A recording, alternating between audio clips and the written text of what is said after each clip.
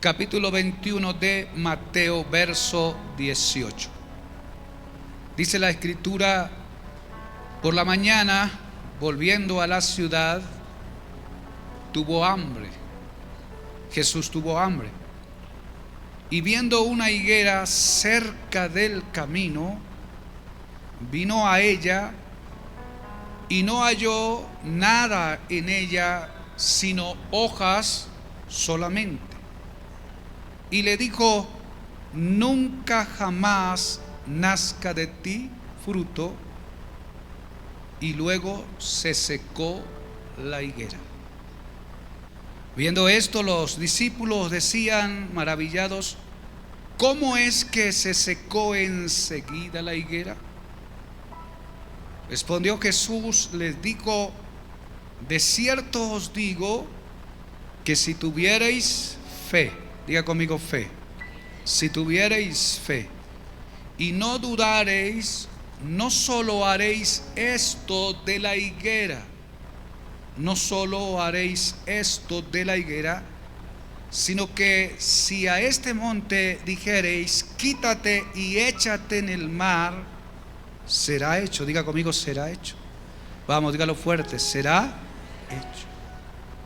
Y todo lo que pidiereis en oración, creyendo, lo recibiréis. Dele aplausos al Señor por la palabra, sí.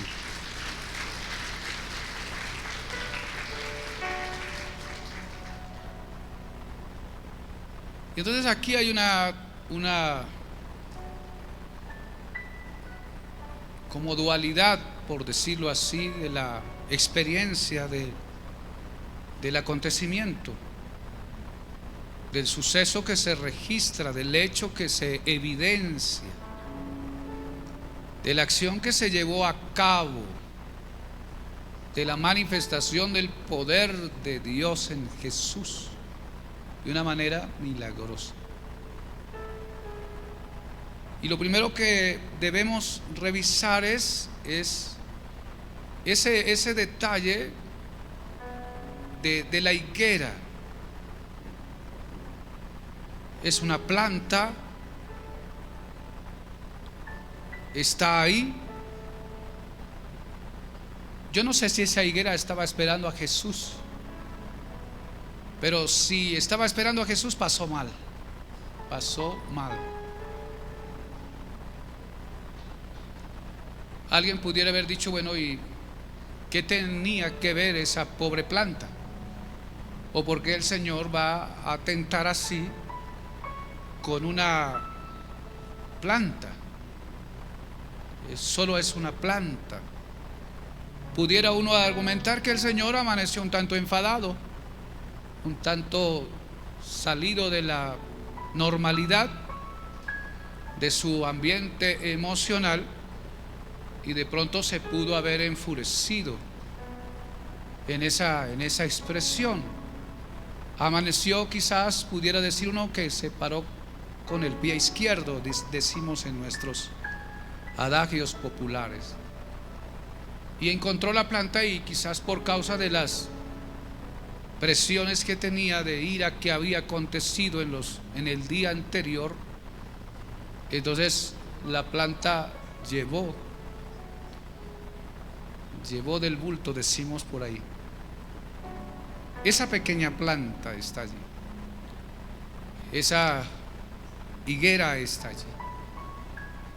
Revisando varios detalles y luego las interpretaciones que se le dan a esto, los estudiosos, algunos tienen diferentes percepciones y algunos interpretan varias cosas con respecto a lo que puede haber significado esta planta.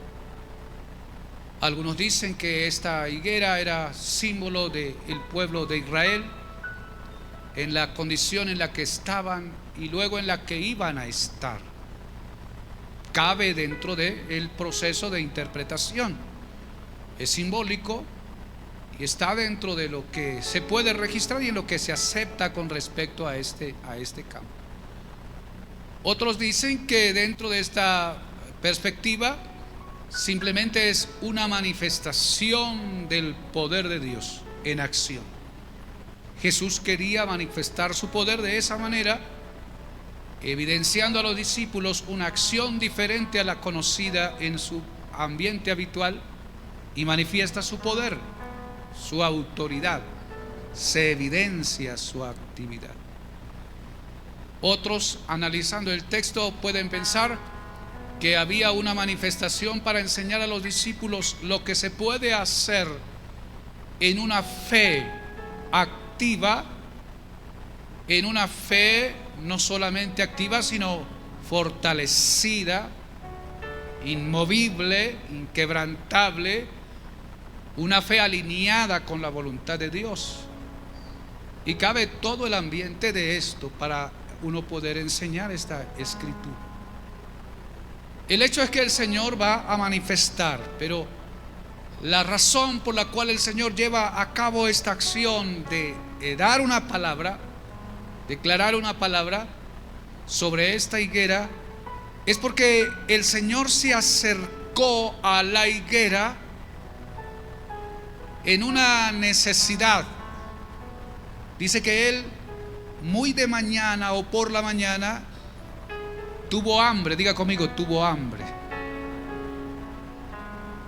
Había hambre en Él, físicamente hablando. Si pensáramos de una manera espiritual, pudiéramos decir también hambre de. En algún momento los discípulos le dijeron: Señor, come. Y Él dijo: mi comida es que haga la voluntad del que me envió. Entonces hay una necesidad, y esa necesidad es de Jesús. La necesidad que tiene el Señor, y Él va a buscar en ella saciar su necesidad, comer de la higuera para saciar el hambre que había en Él. Y dice que vio a la higuera cerca del camino y vino hacia ella. Y vino hacia ella esperando que hubiese higos, pero no había nada. Diga conmigo, no había nada. Entonces aquí hay un apartado importante, porque tenemos una necesidad de Cristo, una necesidad del reino, una necesidad del Mesías. Y hay una higuera que pudiera haber saciado o haber cubierto la necesidad. Y la higuera aparentemente estaba con las hojas, y parece que tenía apariencia de tener fruto, o ya estaba en el tiempo del fruto, pero no había nada. Entonces, otra cosa importante dentro de esta historia es el fruto. Diga conmigo, el fruto. Vamos, dígalo fuerte, el fruto. Una necesidad, la higuera debía tener un fruto. Él venía por el fruto, por el resultado. Se dice que la higuera, cuando tenía las hojas cuando estaban en esas condiciones, esponjadas o salidas todas o enverdecidas, se consideraba que ya había higos, ya tenía higos. No era una higuera seca por allá, casi acabándose del verano del cabo. No era una higuera que parecía que tenía fruto. Esto atrajo al Señor para poder tomar de lo que en lógica debería haber, pero no lo había. Entonces la higuera no estaba manifestando la verdad de lo que debería, sino que la higuera tenía una apariencia. Diga conmigo, una apariencia. En su apariencia, a la distancia, parecía que tenía fruto. Seguramente es lo que atrae al Señor, lo que cautiva al Señor. Pero al acercarse a donde ella está, no tiene el fruto. No tiene el fruto. ¿Qué pudo haber molestado a Jesús para maldecir esta higuera? Hablando solamente de la planta. Entonces, lo que posiblemente pudo haber molestado al Señor es la apariencia. Diga conmigo, la apariencia. Vamos, dígalo fuerte, la apariencia. Dice que hay algunos que tienen apariencia de piedad, pero por dentro son leones, lobos, rapaces. Y cuando uno piensa acerca de la apariencia, es como esa primera impresión de lo que uno alcanza a mostrar, de lo que uno alcanza a dejar ver, que parece bueno pero no es tan bueno, que parece agradable pero no es tan agradable, que parece correcto pero no es tan correcto, que parece saludable pero no es tan saludable. Apariencias. ¿Ha conocido usted a alguien que viva de apariencias? ¿Ha conocido usted personas que se saben camuflar de una manera extraordinaria? ¿Ha conocido usted gente que es como el camaleón? Él se va acomodando a la... Y entonces esa apariencia es la manifestación externa de nosotros ante la presencia de otros, en primera medida. La apariencia solamente tiene esa capacidad de manifestación, de engañar en la primera impresión. Pero luego lo que hay adentro, lo que hay en el ser, se va a manifestar, tarde que temprano. Solo hará falta el tiempo y la ocasión para que lo que hay allá adentro en realidad pueda manifestarse. Y entonces la palabra luego dirá: por sus frutos los conoceréis. Por sus frutos los conoceréis. ¿Y cuántas veces hemos encontrado situaciones y realidades con personas que nos han dejado con la boca abierta? ¿Cuántas veces no hemos encontrado situaciones y manifestaciones de nosotros que nos han dejado con el asombro a el alto nivel? Quedamos asombrados. Y a veces quedamos asombrados con la capacidad y la fuerza que hay en una persona y las cosas virtuosas que hay en una persona. Pero luego a veces encontramos a gente que nos deja asombrados con lo que hay en ellos, para mal o para un sentido negativo. Diga conmigo: el Señor estaba buscando el fruto de esa higuera. Él sabía que no tenía fruto, pero se acerca porque la higuera aparentaba tener fruto. Y cuando se acerca y constata de evidencia primaria, se da cuenta, ni siquiera le dio espacio a la higuera para que la higuera se excusara, no.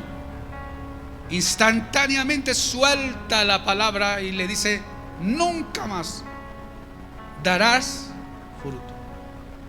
Y dice en Mateo, por lo menos, que condensa, dice instantáneamente. Otro evangelio dice que después, al otro día volviendo, se dieron cuenta. El hecho es que la higuera se secó. Entonces, punto acá para reflexionar: es importante en la vida del creyente y en la vida de los hijos de Dios el fruto, que nosotros podamos dar fruto y que no mantengamos una vida cristiana o una cristiandad solo de apariencias, porque es el fruto el que evidencia la luz del reino. ¿Cuántos dicen amén? Es el fruto de alguna manera que la gente puede percibir y que el cielo va a buscar en nuestra vida. Entonces debemos, sí o sí, pensando para nuestra vida con respecto a esta palabra, hacer una evaluación de nuestra vida. ¿Qué tanto fruto estamos dando? ¿Qué tanto fruto hay en nosotros de aquel que el cielo está esperando de nuestro ser? ¿Qué tanto fruto? ¿O qué tan seca está nuestra higuera? Porque se puede venir un verano y secarlo a uno, pero lo que no podemos aceptar en nuestra vida cristiana es vivir de apariencias. ¿Cuántos dicen amén? No podemos caer ahí, porque en el reino y en Dios se requiere la sinceridad. En la sinceridad el cielo conoce nuestro corazón y luego nuestra vida. Pero el punto acá es que el Señor necesitaba el fruto. Una vez más, diga conmigo el fruto. Vamos, dígalo más, el fruto. Toque a la persona que está a su lado y dígale: el Señor necesita el fruto.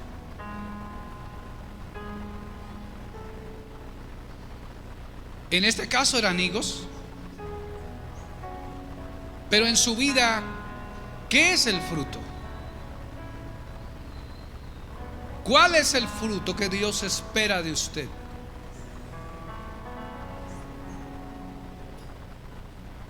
¿Cuál es el fruto que el Señor busca de usted? Y entonces, si hacemos la reflexión, entonces nos conectamos con el Espíritu Santo. Diga conmigo el Espíritu Santo. Porque nosotros por nosotros mismos no podemos dar nada, más allá que carne que se multiplica en carne y debilidades humanas. En cierto sentido, si pensáramos en nosotros, en aquello que Dios espera de nosotros, es el fruto. ¿El fruto de quién? El fruto de Él mismo en nosotros, el fruto del Espíritu en nuestra vida. Y entonces, una de las tareas continuas de nuestra vida es revisarnos con respecto al fruto del Espíritu Santo en nosotros. Ese fruto que está allí establecido en algunos de los textos bíblicos que lo caracteriza y lo describe. Algunos y en algunos ambientes de arte está en las casas, sino que está el fruto de las 9 características del fruto del Espíritu. Están ahí escritas en la pared, las tenemos en la Biblia, pero no se colocaron simplemente para dejar un relato bíblico y mostrar alguna forma de estándar para llegar, aunque todo eso cabe, pero el punto es evidenciarlo en nosotros, que este fruto pueda manifestarse en nosotros. Y entonces el creyente en su vida cristiana y devocional debe revisarlo y debe tenerlo en la consigna. Y todo aquel que de repente lo separó y lo tiene quizás en la nevera o en alguna de las columnas de la casa que cabe y sirve, acuérdese de eso que hay en esta descripción. Y luego, ante esa descripción, vaya hacia el espejo y mírese a ver qué tanto de eso está fluyendo en su vida y en mi vida. Pregúntele a los que viven con usted en primera instancia. Pregúntele a su esposa y a su esposo. Pregúntele a sus hijos y a sus padres, que son los que tienen que tolerarlo 24/7 y lo conocen bien. Porque cuando yo los veo de acá, usted se ve fructífero, hojas verdes por todos lados, y se le ve deseable en esa apariencia extraordinaria de su vida de cristiandad. Se le ve caminar bien, se le ve buena apariencia, se le ve un buen rostro, se le ve una buena actitud, se le ve un buen comportamiento. Esto se veía en la higuera. Jesús la vio y la está así. Esta higuera está linda, esta higuera está bonita, esta higuera está extraordinaria. Debe tener lo que ella aparenta, fruto. Y se acerca a ella con la intención de tomar del fruto de ella. Pero vaya sorpresa que cuando llega, él ya lo sabe, pero quiere evidenciarlo. Ella no tiene nada, solo, dice, solo hojas, o hojas solamente. Amén. Levante su mano. Diga: Señor, ayúdame a dar fruto. Ayúdame a evidenciar el fruto.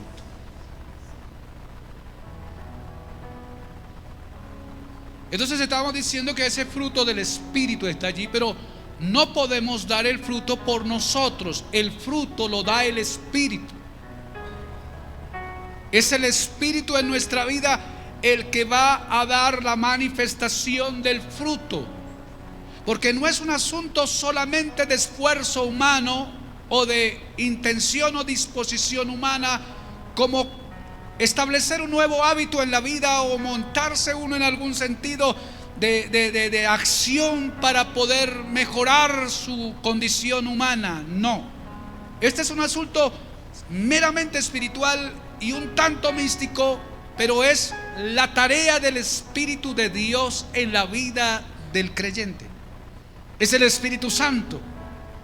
Pero parece ser que el Espíritu Santo no va a dar ese fruto simplemente por la buena intención que Él tiene, sino que Él va a requerir que su voluntad se alinee. Va a requerir que su voluntad se abra, que usted se disponga. Entonces tenemos una tarea de avivar y de mantener la comunión con Él. Hablando del Espíritu Santo, yo necesito saber que no estoy solo. Yo necesito entender que no dependo de mí mismo. Yo necesito saber que no soy una rueda suelta. Yo necesito entender que ya no vivo yo, pues Cristo vive en mí. Yo necesito entender que he sido transferido de un reino a otro reino. Yo necesito entender que me abro a Él para que Él comience a establecerse en mi vida de una manera mayor. Entonces yo tengo que ceder el espacio. Yo tengo que dejar morir al hombre viejo. Yo tengo que dejar a esa persona vieja. Tengo que despojarme de ella.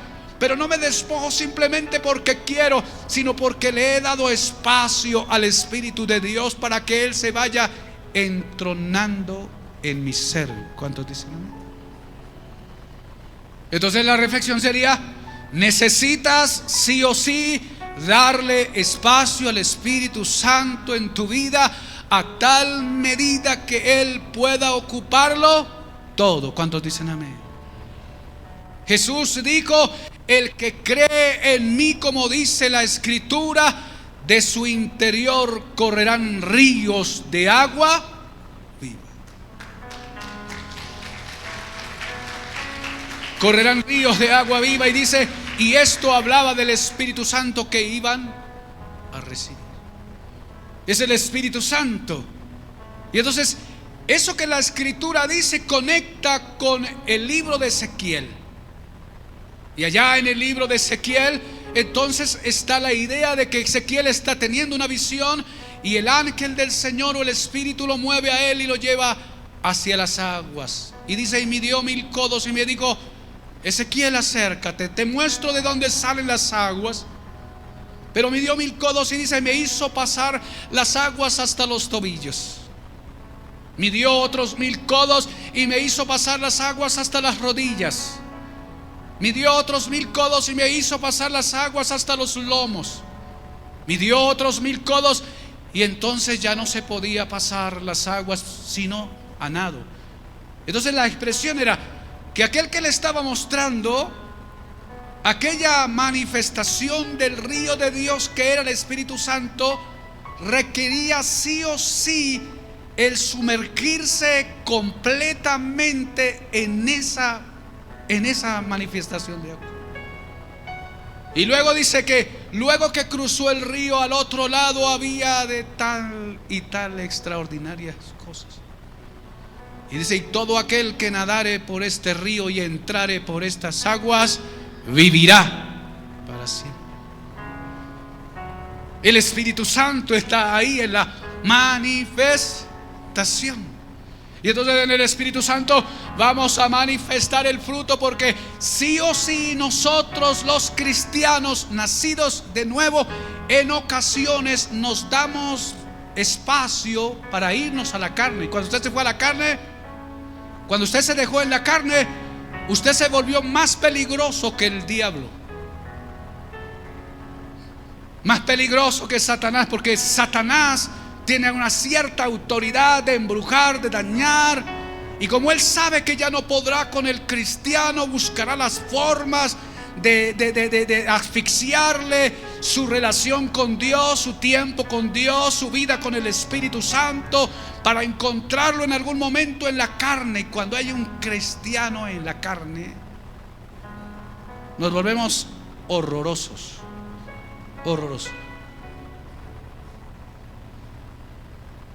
El problema del pueblo de Israel en el desierto, con el cual le tocó trabajar Moisés, no fue una lucha contra el diablo, no. Fue una lucha contra la evidencia de la carne. La manifestación de ese pueblo de Israel es la carne, ese sentido natural de la persona que está allí. Y luego en los libros del Nuevo Testamento hay el reclamo, hay la recomendación, que no nos suceda lo que le sucedió al pueblo de Israel, que hicieron esto o dejaron de hacer aquello, y en dónde se quedaron.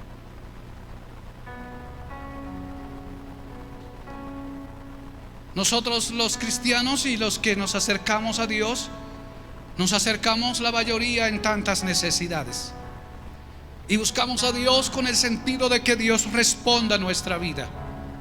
Nos acercamos a Dios para que Dios traiga sobre nosotros lo que en nuestra vida es necesario: el pan, el vestido, el techo, el alimento, y los caprichos que a veces vamos agarrando en el camino para saciarnos en el sentido humano.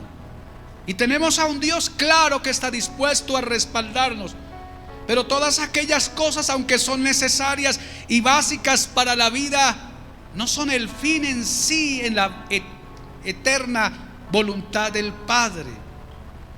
No son en sí el fin en Dios.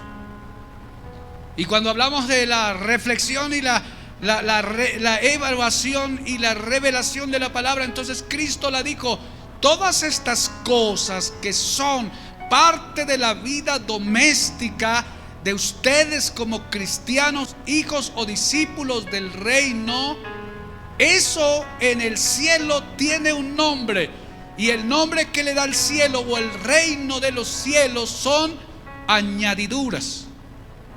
Todo lo que necesitas para manifestarte y estar en la tierra y convivir en la tierra y operar en la tierra son añadiduras. Pero hay una base, hay un fundamento, hay un fin en sí que se llama el reino de los cielos. Búscalo.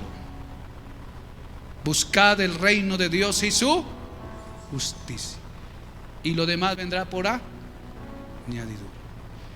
Ahora la pregunta es: ¿qué estás esperando? ¿Qué estás esperando? ¿Qué estás esperando?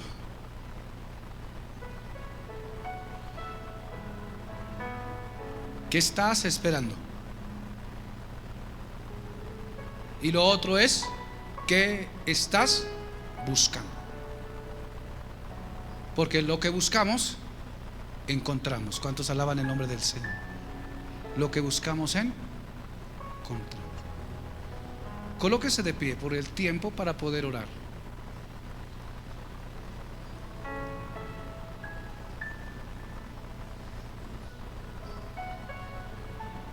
Uno dirá: pero es que estoy cargado de tantas necesidades que no me dejan ver, no me dejan pensar. Estoy tan abrumado de tantas imposibilidades que no puedo ver ni seguir adelante. Estoy sobrecargado, y cabe que uno pueda llegar allí.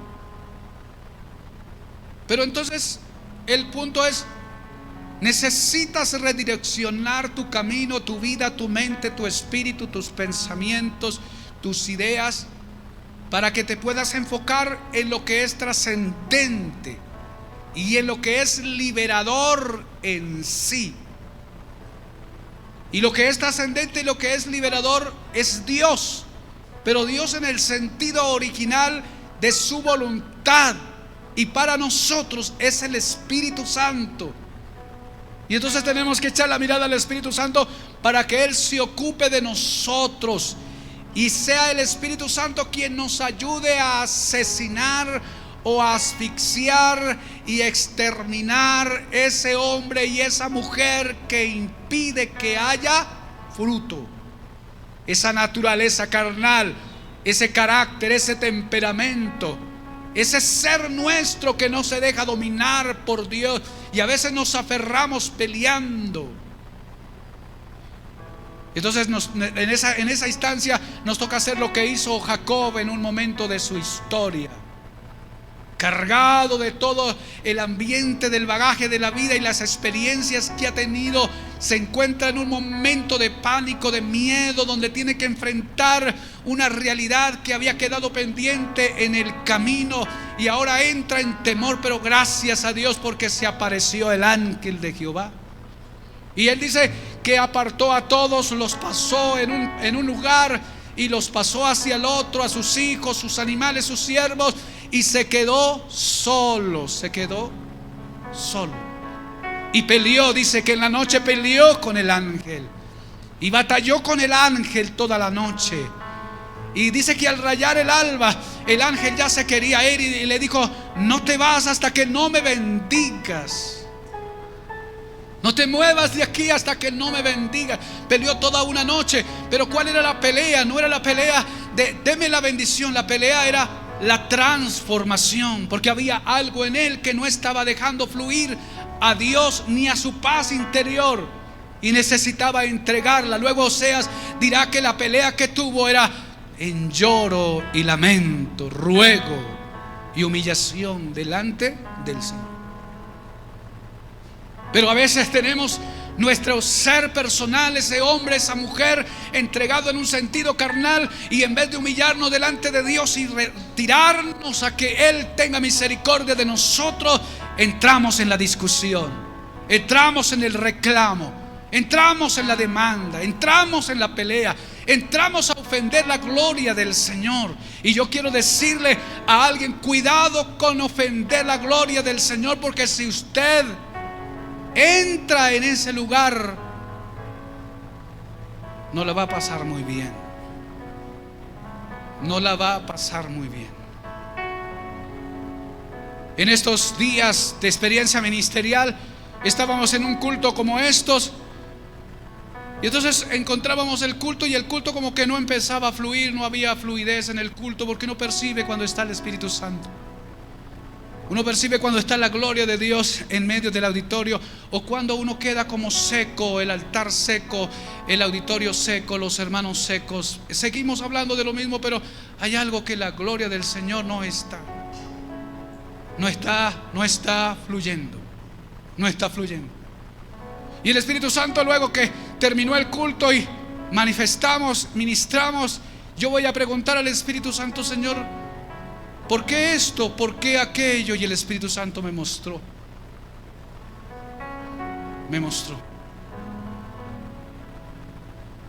Porque es que la gloria del Señor se debe respetar.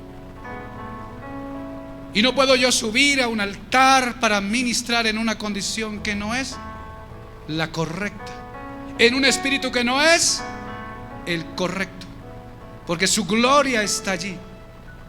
Y cuando yo lo hago, impido a esa manifestación, porque Dios necesita vasos que estén en condición para poder vaciar su unción sobre el pueblo. Y luego aquel que no tiene el cuidado de estar en el altar en la condición correcta, se acerca a un fuego que consume. ¿Cuántos dicen amén? Un fuego que consume. Yo le voy a pedir en esta hora que lleve su mano al corazón. Usted conoce en qué condición está delante del Señor. Usted sabe en qué anda y en qué está. Yo he tratado a través de esta palabra como evidenciar lo que el Dios del cielo está esperando de nosotros. Él viene buscando el fruto, porque Él está ahí. ¿Cuántos dicen amén? Y algunos tienen tan apresionado al Espíritu Santo que no lo quieren dejar ni respirar. Y el Espíritu está lidiando con su carne, batallando, para librarlo a usted de la condenación, librarlo a usted del perjuicio de la carne. Pero en esta noche creo que el Espíritu lo ha traído para decirle: ceda un poco, ceda, dale espacio a Él, dale espacio a Él. Esa tragedia se va cuando le das espacio a Él. Esa frustración se va cuando le das espacio a Él. Esa depresión se va cuando le das espacio a Él. Esa tristeza y esa melancolía se va cuando le das espacio a Él. Esa incredulidad, ese miedo y esa zozobra se va cuando le das espacio a Él, porque a la postre no depende de usted, depende de Él. Pero requiere Él que usted se abra del Espíritu. Entonces, en esa consideración, llevando su mano al corazón, cierre sus ojos y hable con Dios, por favor. Hable con el Señor, hable con el Espíritu Santo, porque ahí está dentro de su corazón. Si siente que necesita arrepentirse, está la noche para arrepentirse. Si siente que has ofendido la gloria del Señor, esta noche es para redireccionarse. Si siente que el fruto no aparece porque se está manifestando una apariencia que te hace ser una persona que no eres, entonces dígale: Señor, yo necesito el cambio, yo necesito la restauración, yo necesito la liberación, yo necesito en esta noche algo nuevo. Y entonces el Espíritu que está allí, que puede ayudarte a orar, el Espíritu que sabe todas las necesidades que hay y sabe lo que el cielo está esperando de ti, lo que el cielo está buscando de ti, entonces está conectando tu espíritu con el Padre, está conectando tu espíritu con el Hijo, está conectando tu vida con el mundo espiritual, con el mundo sobrenatural. Estás conectando tu vida con el río. En la fuente sale de la casa del Padre, ese río que corre, ese río que llena, ese río que limpia, ese río que trae vida, ese río que trae salud, ese río que trae sanidad, ese río, porque ciertamente solo no podremos avanzar, ciertamente solo no podremos agradar, pero se nos ha dado el Paracleto, se nos ha dado al Espíritu.